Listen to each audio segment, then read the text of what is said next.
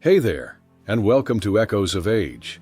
This is the place where we talk real stuff about getting older, in a way that helps you feel stronger, stay sharper, and live better every single day. We're diving into the things no one really talks about when it comes to aging, but should. Let's jump in, Ted. Have you ever had one of those quiet moments where you look back at your life and think, how did I get here so fast? 1 minute, you're chasing after kids, trying to keep up with work, handling everything life throws at you, and then all of a sudden, you're here. 60, 70, maybe even a little more. The world around you keeps changing so quickly. It almost feels like it's speeding up just as you're trying to slow down. But I want to tell you something that most people don't hear enough. You are not done yet. Not even close. In fact, what you know, what you've seen, and what you've lived through might be more valuable now than at any other time in your life. You see, we live in a world that's obsessed with the new. New gadgets, new trends, new voices shouting over one another. But in all that noise, there's something missing, and that's wisdom. The kind that doesn't come from reading headlines or scrolling through phones, but from living, from making mistakes and learning from them, from watching things fall apart and finding the strength to put them back together. That kind of wisdom, it can't be downloaded. It can't be taught in a quick YouTube short or a TikTok. It has to be earned. And you've earned it. Now, I know that sometimes, especially in today's fast-moving world, it can feel like older voices aren't heard as much. Maybe your kids are busy, your grandkids are glued to their screens, and the pace of everything makes you wonder if you've somehow become invisible. But let me reassure you, you're not. You matter. Your presence, your insight, your very way of seeing the world, it all carries weight, even if it doesn't always feel like it. You might not be in boardrooms anymore or raising a house full of children, but you are still in a powerful position because now you've got something that younger folks don't: perspective. When everyone else is rushing around, trying to figure things out, you have the gift of being able to step back, breathe, and look at the bigger picture. And that's something the world desperately needs. So what do you do with all that wisdom, that experience? Well, the first step is something that might sound simple, but it's deeply important. You own it. You stop apologizing for getting older. You stop hiding the gray hair or trying to shrink into the background because you think your time has passed. It hasn't. You just entered a new phase, one that's just as important, just as valuable, if not more. This is the chapter of life where you get to turn around and share what you've learned. Not in a preachy way, but in a gentle, guiding way. A conversation, a question here, a story there. You'd be surprised how many younger people are quietly listening, even when they don't say it out loud. Your words, your calm, your humor, your been there, done that kind of confidence, it makes a difference. Even if you're just chatting with someone at the grocery store, or sitting next to a young parent at a park, or talking to a grandchild who's trying to find their place in the world. And here's the beautiful part. You don't need a big audience to make an impact. Wisdom doesn't need a spotlight. It just needs to be present. And when it shows up, in patience, in kindness, in that quiet, knowing smile, it changes people. It grounds them. Now, I know life hasn't been easy, especially in recent years. The world's been through a lot. Pandemics, political tension, economic ups and downs. Maybe you've been through personal loss or health struggles. Maybe you've watched friends pass or faced loneliness you didn't expect. And those things can shake you. They can make you wonder what's left. But here's what's left: you, still standing, still breathing, still here. And that means something. Every scar you carry is proof that you made it through.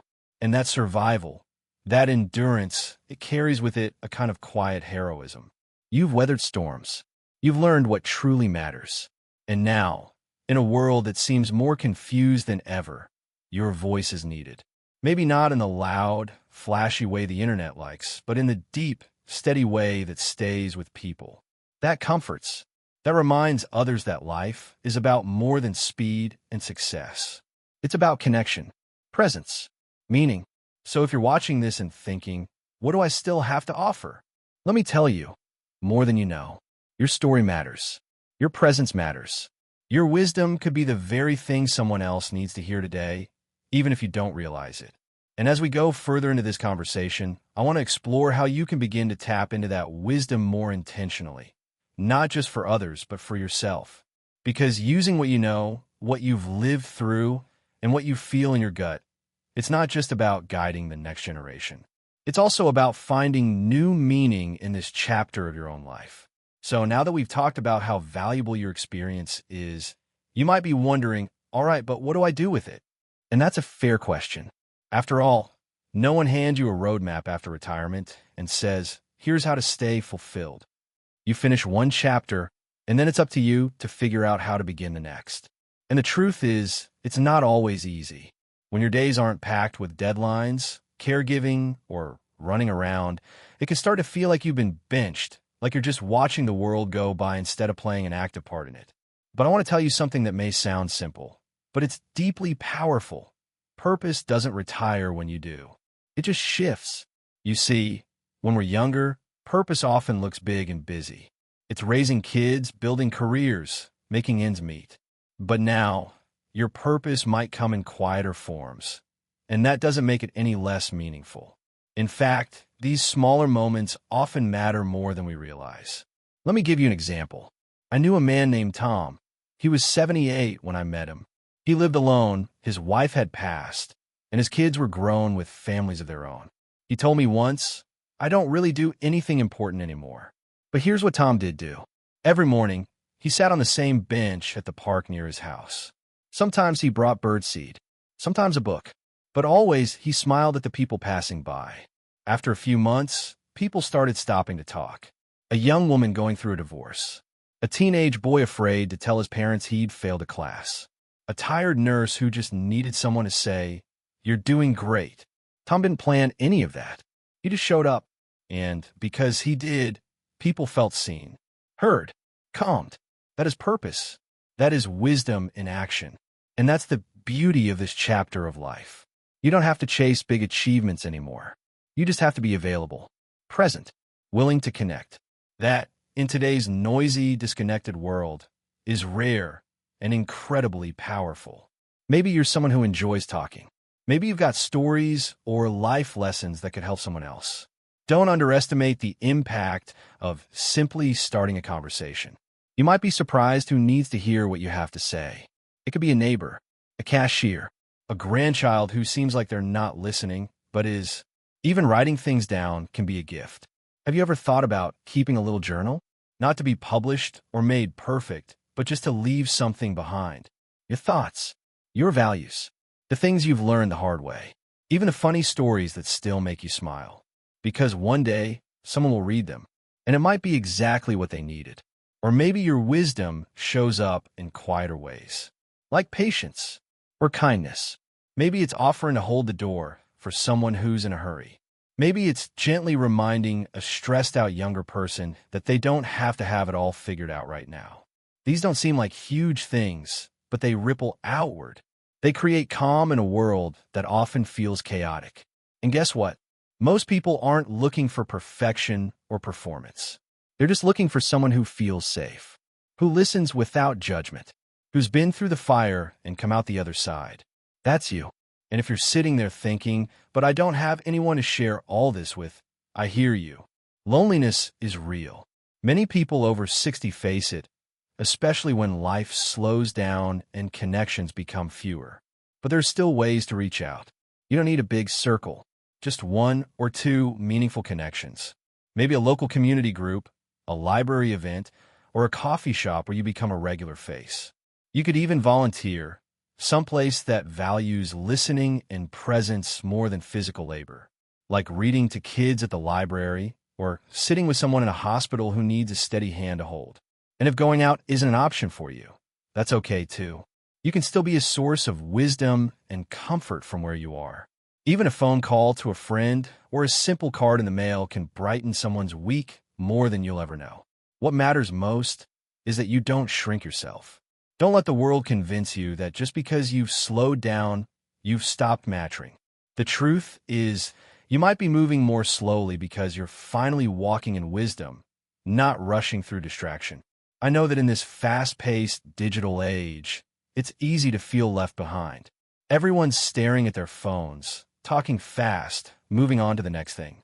But there's something sacred about stillness, about being the calm in the storm. That's your strength now. And it's a kind of strength the world desperately needs. So, if you've been feeling a little lost, unsure of what your role is these days, I invite you to try something simple. Start small. Be where you are, on purpose. Look for moments to share what you know. Not because you're trying to be important, but so we've talked about how much your wisdom matters and the quiet ways you can share it. But now I want to shift the focus back to you. Not the people around you, not the community, but you. Because here's something not enough people say out loud. Using your voice, staying mentally and emotionally engaged, is not just good for others. It's essential for you. You see, something interesting happens when we get older. We're often told to slow down, take it easy, enjoy retirement. And while rest is important, there's a difference between slowing down and disengaging. That quiet pull to retreat, to stop reaching out, to fade into the background, it's strong. Especially if you've dealt with loss, or your circle of friends has gotten smaller, or your body doesn't move like it used to. But here's what decades of research, and more importantly, real-life experience, shows us. When we stop using our voice, when we stop engaging with life and with others, something inside us begins to shrink. Not just our world, but our sense of who we are. And that sense of self, that connection to purpose, to joy, to meaning, is something we all need, no matter our age. Now, this doesn't mean you have to fill your days with constant activity or pretend to be 30 again. It simply means choosing to stay in the conversation of life, to keep using your beautiful, well-earned mind, to let your heart stretch a little now and then, to stay curious, open, willing, because every time you share a thought, read something new, have a real conversation, or learn a skill, no matter how small, you're giving your brain a workout. And brains, much like muscles, thrive on being used. Even if it's just remembering a recipe, telling a story, or learning how to send a photo on your phone, those little actions keep your mind sharper. They make life feel more vibrant. But it's not just about staying sharp. It's also about feeling connected. One of the quiet risks of aging is isolation, not just physically, but emotionally. It's easy to feel like your world is shrinking. Maybe you've lost people who were important to you. Maybe the routines that you used to structure your days have faded. And when that happens, it can feel like you're living around life, not in it. That's where connection comes in.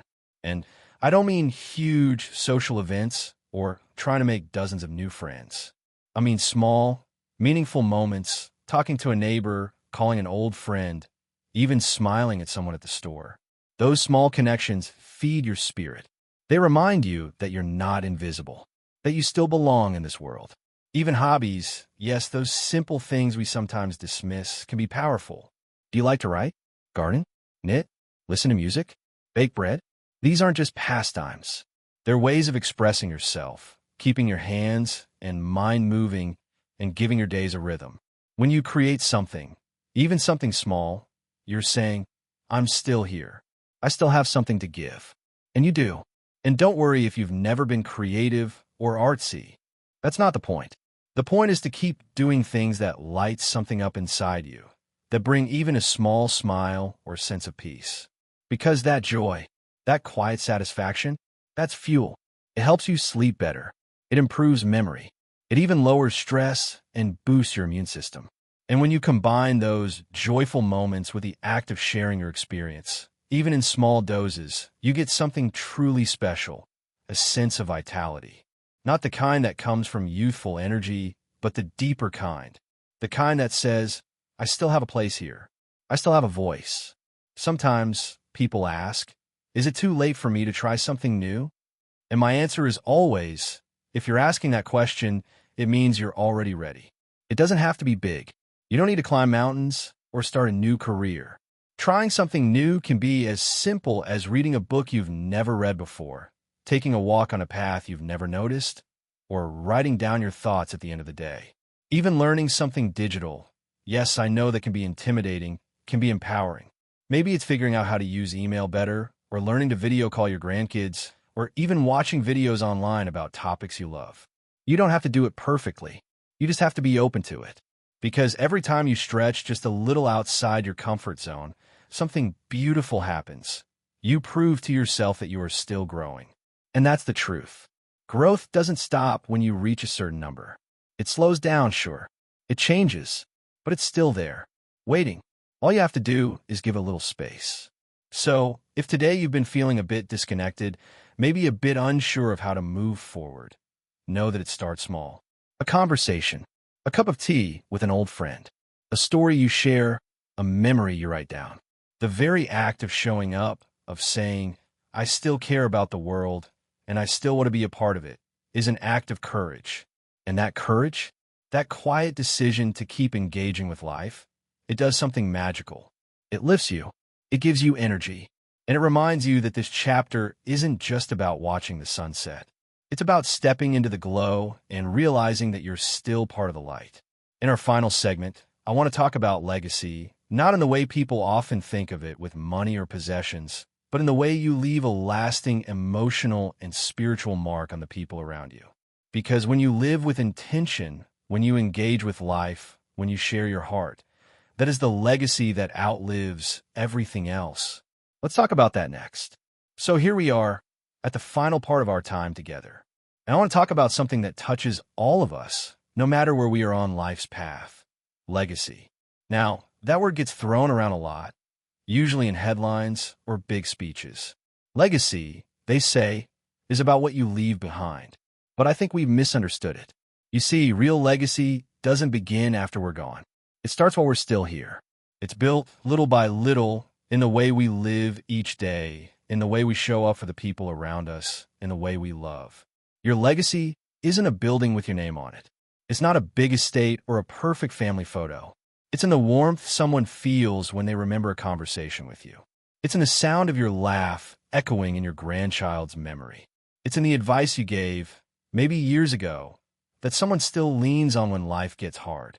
And sometimes it's in the things you don't even realize you're passing down. I once knew a woman named Sophia. She wasn't rich. She never traveled much. But her kitchen was the heart of her home. She made soup for the sick. She remembered birthdays, and she sat with people when they were grieving. She didn't say much. She just showed up. She died quietly in her sleep at 89. But at her funeral, the room was packed. Not because of what she had, but because of who she had been. That's the kind of legacy that lasts. And the beautiful thing is, it's already in motion. Every moment you offer kindness, every time you listen, every time you forgive or encourage or simply be yourself, you're building a legacy more meaningful than anything that could be written down in a will. Now, I know some people your age may wonder, did I do enough? Did I live well? And maybe you carry regrets, as we all do. But let me gently say this. Legacy isn't about perfection. It's about presence. Did you love? Did you try? Did you learn and change and try again? Then, my friend, you've done more than enough. If there are things you still want to say, it's not too late. If there's someone you've been meaning to reach out to, do it. Call them. Write the letter. Tell the story. It's never too late to leave someone with a moment of truth or warmth or healing. And if you've ever thought, but no one listens to me anymore, I hear you. And it hurts. But please remember, even when it feels like no one is watching, the way you carry yourself still matters. The way you smile, the way you treat the stranger at the store, the way you hold yourself with quiet dignity. Those small choices, repeated over time, shape how people remember you far more than any single moment ever could.